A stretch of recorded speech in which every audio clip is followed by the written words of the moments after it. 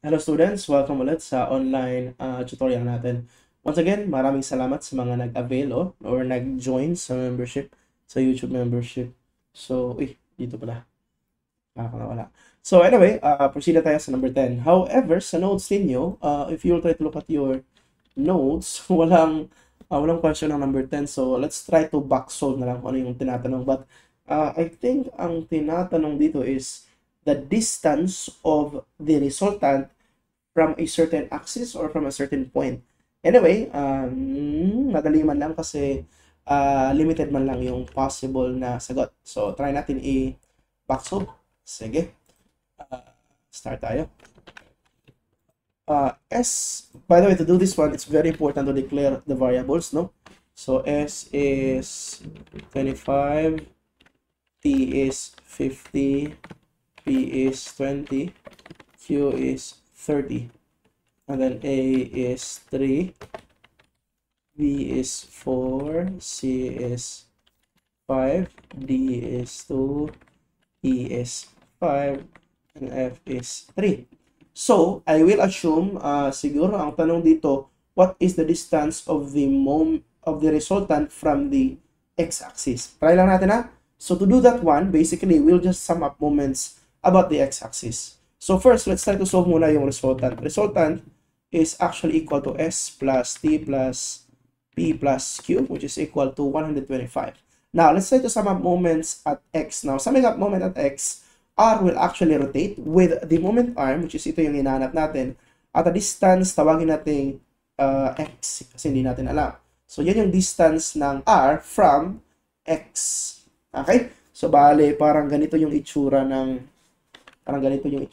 So, if this is the plane, bali, nandito yung R, and then nandito yung x-axis, ito yung x na hinahanap ko. Assuming na yan yung hinahanap. Okay? So, that must be equal to ang idea kasi niyan for the Varignone's theorem, the moment of the resultant is equal to the moment of the components. So, we have 4 components. However, only 3 will rotate because Q actually coincides with x-axis. So, hindi natin isasali yung Q. Ang meron lang isang S. Ang moment arm ng S from x-axis is F. Plus, ang moment arm ng T from x-axis is C plus D, di ba? Tama? C plus D. And then, And then plus, ang moment arm naman ng P is actually C. So, notice, sa whole equation na yan, only one unknown, which is ang x lang. Nakuha natin lahat. Solve na natin yung x. Sana ito. Ayun, C. So, I'll just assume na yan yung tanong. But anyway, let's try to check that. What if ang distance na hinahanap is the distance from z-axis? Check na natin. So, same pa din R, but this time ang unknown, sabihin natin y ang unknown. Y. Now, again ang distance from the z-axis yung try ko. So, now that distance will be, swerte no, nakuha natin sa first try pa lang.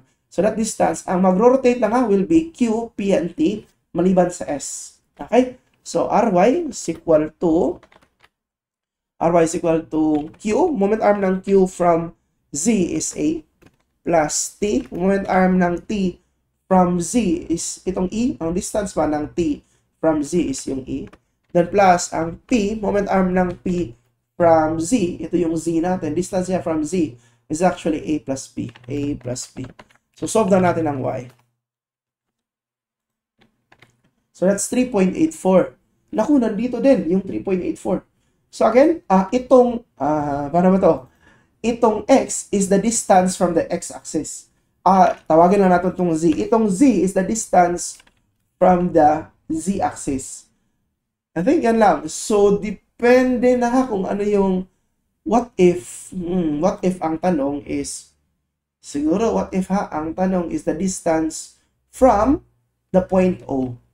So, if ang distance from point O, meaning we need to use equilibrium, quadratic equation, no? So, square root of x squared plus y squared. Ay, ano ba yung x natin? Wala pa na tayo. X. And then yung y. 5.6. Wala dyan sa choices.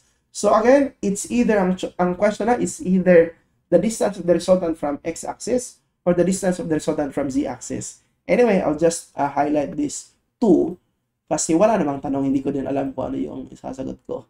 But kayo, depende kung ano yung isasagot niyo dyan.